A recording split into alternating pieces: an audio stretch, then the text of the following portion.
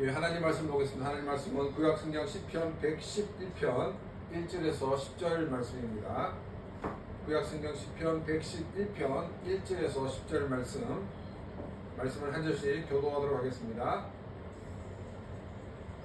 할렐루야. 내가 정직한 자들의 모임과 회중 가운데서 전심으로 여호와께 감사하리로다.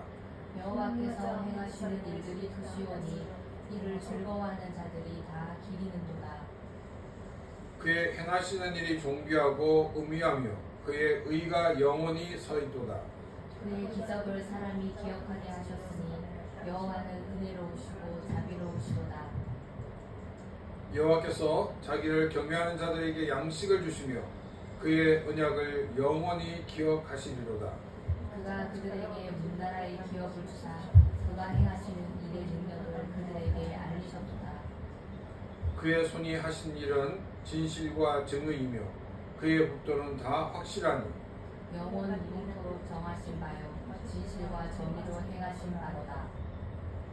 여호와께서 그의 백성을 속량하시며 그의 언약을 영원히 세우셨으니 그의 이름이 거룩하고 지존하시도다. 여호와를 경외함이 지혜의 근본이라 그의 계명을 지키는 자는 다 훌륭한 지각을 가진 자이니 여호와를 찬양함이 영원히 계속되리로다. 아멘. 어떤 취미나 관심을 가지게 되면 그것에 관련된 더 많은 정보를 얻으려고 합니다. 그래서 불과 30년 전만 해도 자기가 알고 싶어하는 분야의 책을 찾았습니다. 요즘은 인터넷에 유튜브를 보면 웬만한 것은 다 알 수도 있고 배울 수가 있습니다. 근데 유튜브를 이렇게 보다 보면 이 알고리즘에 의해서 자신이 관심 있는 것으로 연결되다 보니 이 자기 세계에 갇힐 위험성이 있습니다. 기독교와 관련된 많은 유튜브들도 있는데 혹 성경적이지 않은 그런 내용을 보게 되면 그와 관련된 것이 계속 연결이 되어서 자신도 알지 못하는 사이에 성경적이지 않은 그런 생각이 기독교적인 것으로 이렇게 오해를 할 위험성이 있습니다. 그래서 21세기는 이 정보의 양을 이야기하고 하기보다는 정보의 진위성을 구별하는 것이 더 중요하다라고 말할 수가 있습니다. 많은 것을 아는 것보다는 참된 것을 아는 것이 중요한 시대라는 것입니다. 오늘 읽은 이 시편은 할렐루야 할렐루야로 시편을 시작한 뒤에 시의 각 소절이 히브리어 알파벳 순으로 되어 있습니다. 1절의 4절 말씀을 보겠습니다. 할렐루야. 내가 정직한 자들의 모임과 회중 가운데서 전심으로 여호와께 감사하리로다. 여호와께서 행하시는 일들이 크시오니 이를 즐거워하는 자들이 다 기리는도다. 그의 행하시는 일이 존귀하고 오묘하며 그의 의가 영원히 서있도다. 그의 기적을 사람이 기억하게 하셨으니 여호와는 은혜로우시고 자비로우시도다. 1절에서 시편 기자는 하나님을 찬양하라 라는 뜻의 할렐루야로 시편을 시작하고 있습니다. 그리고 두 번째 나오는 문장은 일본어 성경의 순서와 같이 진심으로 여호와께 감사하라 라는 문장이 이어집니다. 정직한 자의 모임 그리고 회중은 하나님을 예배하는 그 예배 공동체를 말하고 있습니다. 그래서 하나님을 예배하는 예배 공동체의 특징이 뭐냐면 정직한 자들의 모임이라고 말하고 있습니다. 하나님을 예배하는 자라는 것은 교회만 나와서 하나님께 예배를 드리는 자가 아니라는 것입니다. 하나님을 예배하는 사람들은 세상에서 빛과 소금으로 사는 사람들입니다. 우리의 일상의 삶을 하나님이 기뻐하시는 예배로 살아가는 사람들입니다.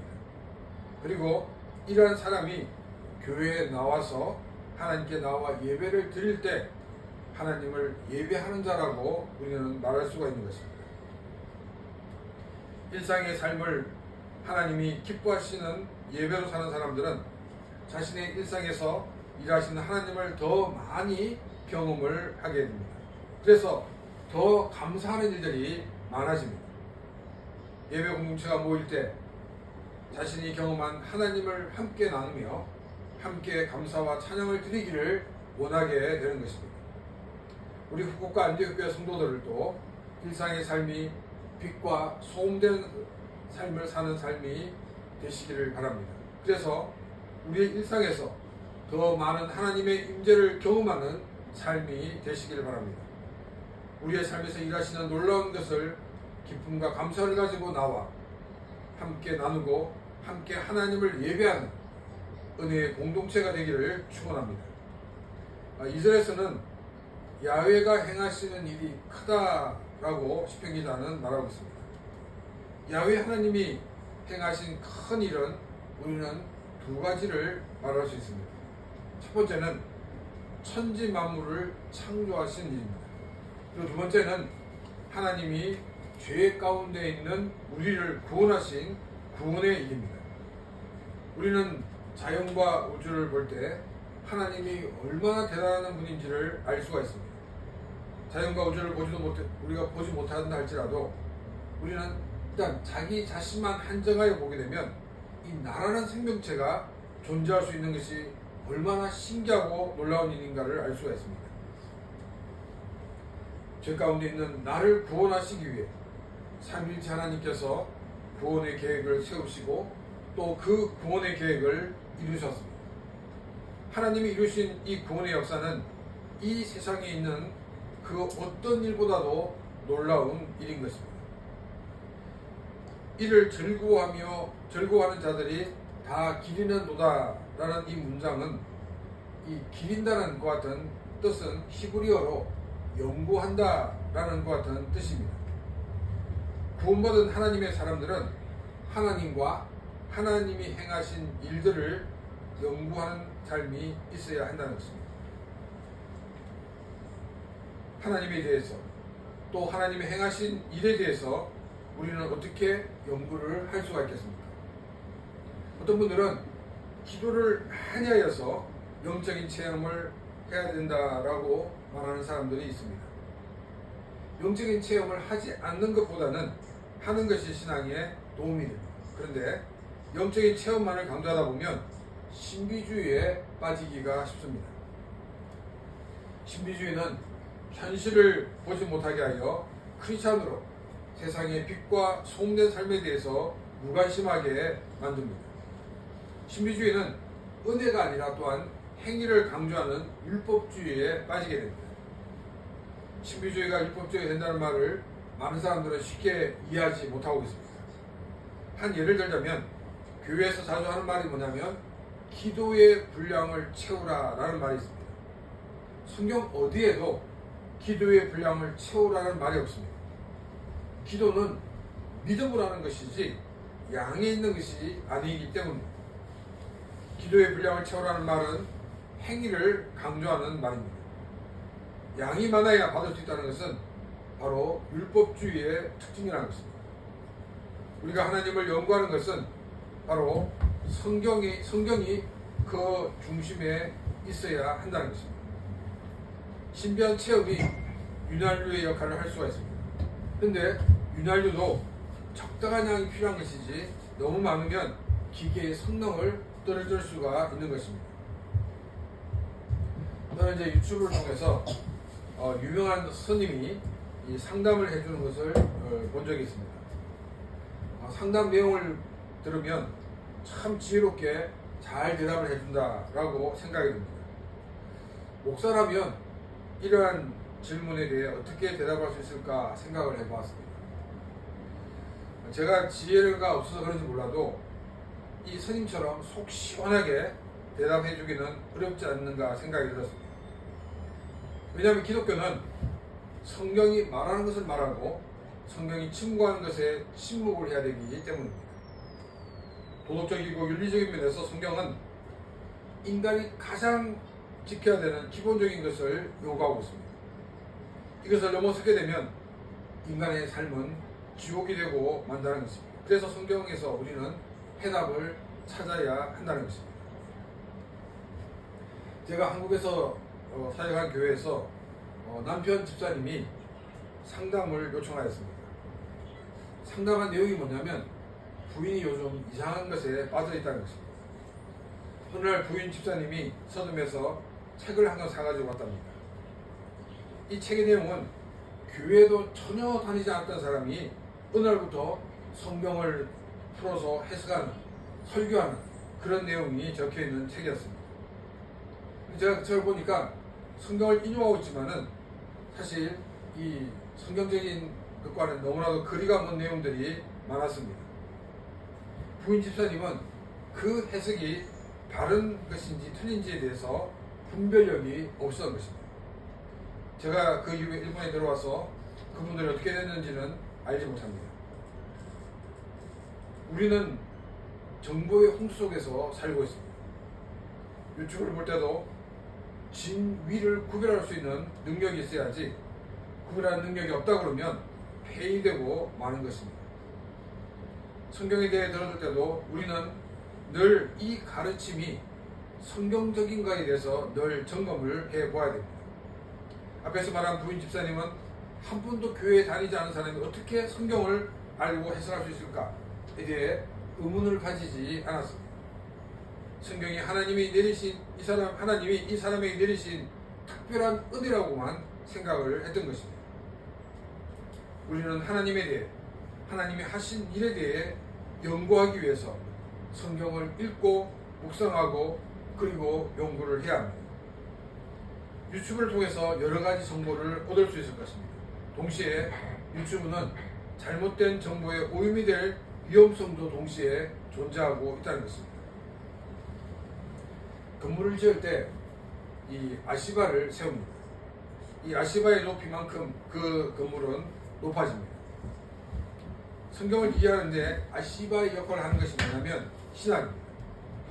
제가 설교를 할 때 이 삼위일체 교리를 설명하고 또 구원론을 설명하고 종말에 대해 말씀을 드렸습니다. 그것이 바로 가장 기본적인 아시바를 세우는 일입니다. 이 기본적인 신학을 알고 있을 때 우리가 무엇을 들었을 때 이것이 어떤 것이 문제이다라고 구체적으로 지적할 수 없지만은, 그런데 좀 이상한데 라는 생각이 들게 됩니다.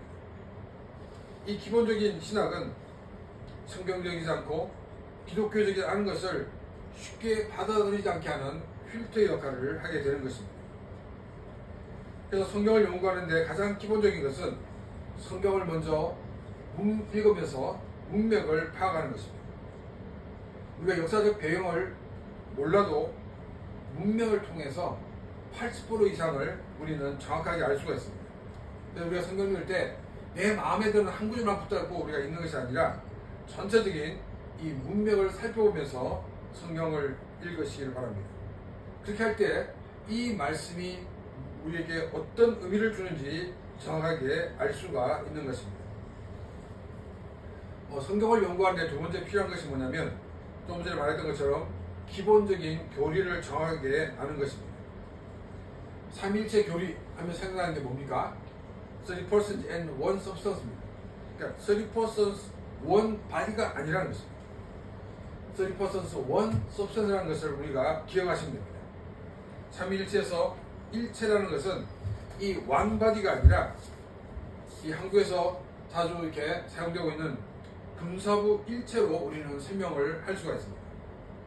그리고 이런 얘기할 때 사람들은 삼신론과 삼위일체를 얘기하면서 너는 삼위일체가 아니고 삼신론이야 이렇게 주장하는 사람들이 있는데, 그것은 이 삼신론과 삼위일체의 차이점을 모르기 때문입니다. 삼신론은 세 신이 있는데 이 세 신의 능력이 각각 다르다는 것입니다. 각각 영광이 다르다는 것입니다. 근데 삼위일체는 세 분이 계신데 이 세 분은 동일한 능력과 동일한 영광을 가지고 계시다는 것이 삼위일체의 교리입니다. 또 구원론에서는 우리는 예수 그리스도를 믿음으로 구원받고 믿음으로 죄 용서함을 받는 것입니다. 세대주의적 종말론자들은 어떻게 말하냐면 열심히 믿을 때 휴거를 받는다라고 말하고 있습니다. 이것은 믿음으로 구원받는다는 기본적인 성경의 가르침과 교리와 배치되는 것임을 우리는 알 수가 있습니다. 물론 믿는 사람들은 열매를 맺는 삶을 살아야 됩니다. 열매로, 그 행위로 구원받는 것이 아니라는 것입니다. 또 종말론을 보게 되면 종말론의 제일 중요한 것이 무엇입니까? 예수님이 반드시 재림하신다는 것입니다. 그리고 그 재림의 시간은 우리가 알 수 없다는 것입니다. 그런데 중요한 것은 재림의 시간은 점점 다가오고 있다는 것입니다. 재림이 가까운다는 것에 대해서 우리는 두려워할 필요가 없습니다. 예수 그리스도를 주로 믿는 우리들은 기쁨으로 주님을 맞이하기에 되기 때문입니다. 재림을 두려워하는 사람들은 아직까지 예수 그리스도를 주로 믿지 않는 사람이거나 혹은 행위로 구원을 얻는 것으로 믿고 있는 사람이라는 증거라는 것입니다. 이러한 기본적인 틀에서 우리가 성경을 읽고 묵상하고 연구한다고 그러면 우리는 하나님이 행하신 일들과 또 하나님에 대해서 더 많이 알고 더 감사하는 삶을 살게 될 것입니다. 하나님에게 지혜를 구하면서 성경을 읽고 묵상하고 연구하여서 더 풍성한 하나님의 역사를 보고 경험하며 감사와 기쁨을 가지고 하나님을 예배하는 그런 귀한 삶이 되시기를 바랍니다. 이 3절은 하나님께서 하신 일들을 연구할 때 하나님이 어떤 분인 것을 더 알게 되었다라고 고백을 하고 있습니다. 존귀하고 또 오묘하다라는 이와 같은 표현은 하나님의 왕권을 찬양할 때 사용하는 그와 같은 표현입니다.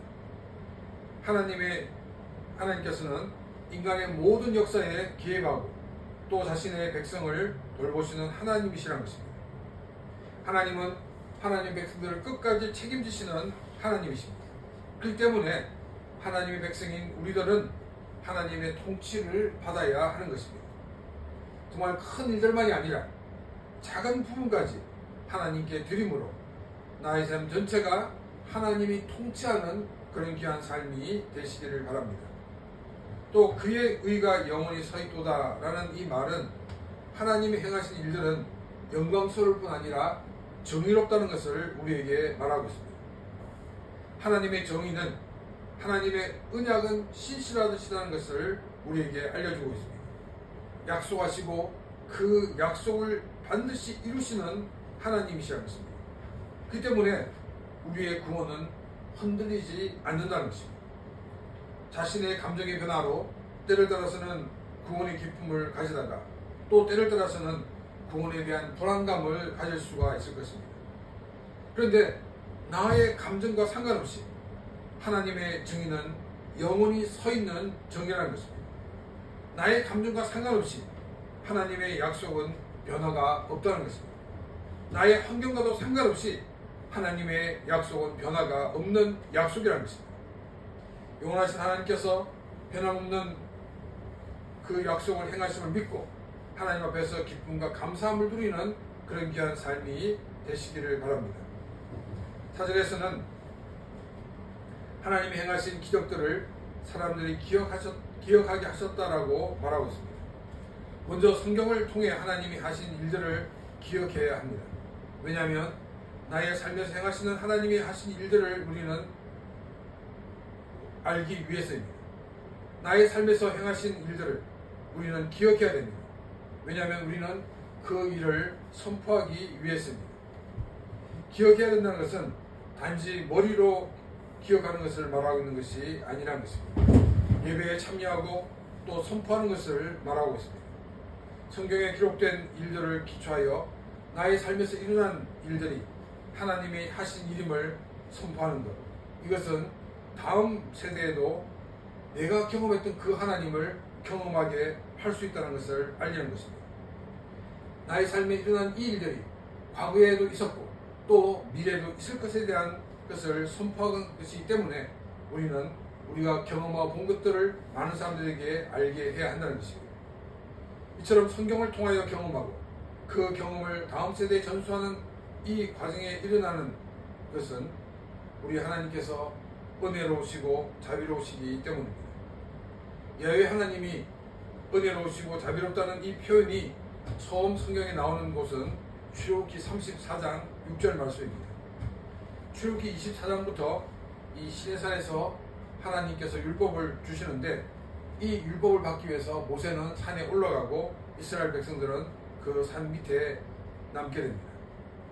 남은 이스라엘 백성들은 출애굽기 32장에서 금송아지를 만들고 그 금송아지를 숨기게 된다라고 기록하고 있습니다.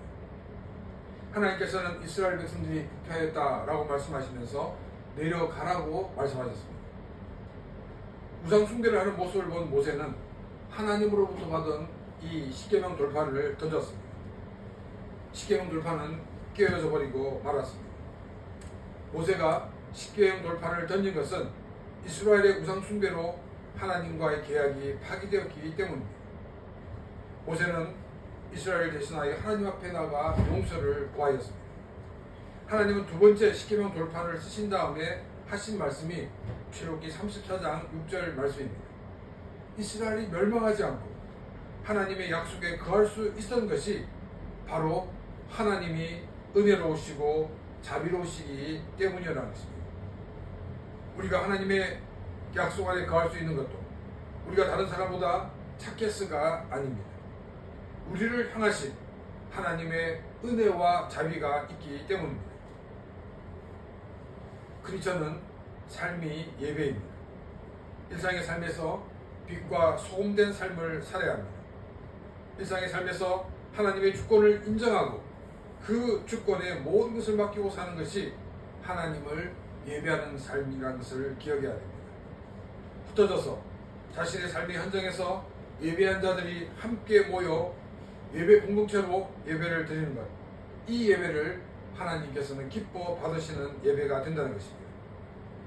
예배 공동체로 드리는 예배를 통해 자신에게 행하신 하나님의 놀라운 일들을 감사하며 하나님께 영광을 돌리는 삶이 되시기를 바랍니다. 그리고 우리의 일상에서 하나님이 하신 일들에 대해 더 깊이 연구하는 삶이 되시기를 바랍니다. 하나님을 아는 만큼 우리는 하나님을 경험할 수가 있습니다. 이전에는 하나님이 나를 위해 행하신 일들에 대해 우리는 아무런 생각 없이 대했습니다. 그러나 하나님을 알고 난 다음에는 우리에게 일어난 이 모든 일들이 우연이 아니라 하나님이 나의 삶에 개입하셨다는 것을 우리는 알게 됩니다. 그래서 우리는 더 하나님께 감사할 수가 있는 것입니다. 하나님과 하나님이 하신 일을 알기 위해서 더 성경을 읽고 묵상하고 성경을 연구하는 삶이 되시기를 바랍니다. 그리고 자신이 받았던 은혜를 선포하는 삶이 되시기를 바랍니다. 이 선포는 성경에 일어난 사건이 나에게 일어났다는 것을 우리는 알리는 것입니다. 또는 이것을 우리가 알림으로써 다음 세대에게도 동일하게 일어날 일이라는 것을 또한 알리게 된다는 것입니다. 그래서 우리만이 아니라 다음 세대에도 또 다른 사람들도 믿음으로 서게 하는 그런 원동력이 된다는 것을 우리는 기억해야 됩니다. 나에게 일어나는 모든 일들은, 우리 공동체에 일어나는 모든 일들은 하나님의 은혜로우시고 자비로우심이 있기 때문입니다. 늘 겸손히 하나님의 은혜와 자비를 기다리는 삶이 되시기를 바랍니다. 하나님의 은혜와 자비가 더욱 풍성하고 더 기쁨과 감사가 넘치는 그런 복된 삶이 되시기를 주님의 이름으로 축원합니다. 이 시간 오늘 주신 말씀을 생각하며 같이 기도 드리겠습니다.